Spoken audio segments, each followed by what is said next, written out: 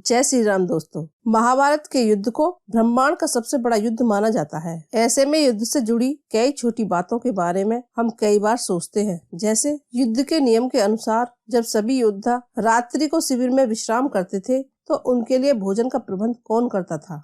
महाभारत में इस बात का भी उल्लेख मिलता है जिसके अनुसार उडुपी नरेश ने 50 लाख से ज्यादा सैनिकों के खाने की व्यवस्था की थी। महाभारत के युद्ध में कौरवों की ओर से 11 अक्षुणी सेना और पांडवों की ओर से 7 अक्षुणी सेना ने भाग लिया था। इस युद्ध में सभी महारथियों और सेना को मिलाकर करीब 50 लाख से अधिक लोगों ने भाग लिया था। अब सवाल यह है कि जब हर दिन हजारों लोग मारे जाते थे तो शाम को किस हिसाब से खाना बनता था। आइए जानते हैं इसी सवाल का जवाब। महाभारत युद्ध की घोषणा हुई तो सभी राज्यों के राजा अपना अपना पक्ष तय कर रहे थे। कोई कौरवों की तरफ से था तो कोई पांडवों की तरफ से। इस दौरान कई ऐसे भी राजा थे जो युद्ध भूमि पर तो थे पर युद्ध लड़ने के लिए शामिल नहीं हुए थे। मान्यता के अनुसार उन्हीं में से एक उडुपी के राजा भी थे। हालांकि उडुपी के राजा ने एक अच्छा निर्णय लिया था।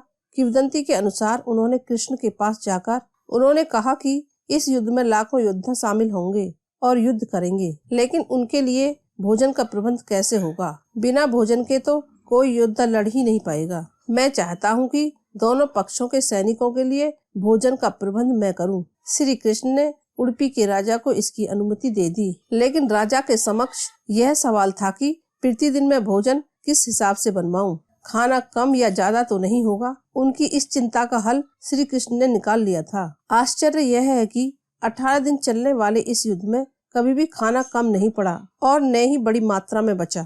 यह कैसे संभव हुआ। मान्यता के अनुसार इसका श्रेय श्री कृष्ण को दिया जाता है। तब उडुपी के राजा ने इस रहस्य से पर्दा उठाया और बताया कि श्री कृष्ण प्रतिदिन रात्रि को मूंगफली खाते थे।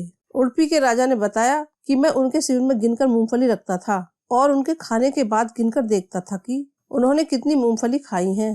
वे जितनी मूंगफली खाते थे उसके ठीक 1000 गुना सैनिक अगले दिन युद्ध में मारे जाते थे। यदि वे 50 मूंगफली खाते थे तो मैं समझ जाता था कि अगले दिन 50,000 सैनिक युद्ध में मारे जाएंगे। उसी के अनुसार मैं अगले दिन भोजन कम बनाता था। यही कारण था कि युद्ध के दौरान कभी भोजन व्यर्थ नहीं गया। भगवान श्री कृष्ण के चमत्कार को सुनकर सभी उनके आगे नतमस्तक हो गए। यह कथा महाभारत के सबसे दुर्लभ कथाओं में से एक है। कर्नाटक के उडुपी जिले में स्थित कृष्ण मठ में यह कथा हमेशा सुनाई जाती है। ऐसा माना जाता है कि इस मठ की स्थापना उडुपी के सम्राट द्वारा ही कराई गई थी। दोस्तों, अगर आपको मेरी वीडियो अच्छी लगी है तो लाइक करें और चैनल को सब्सक्राइब करें।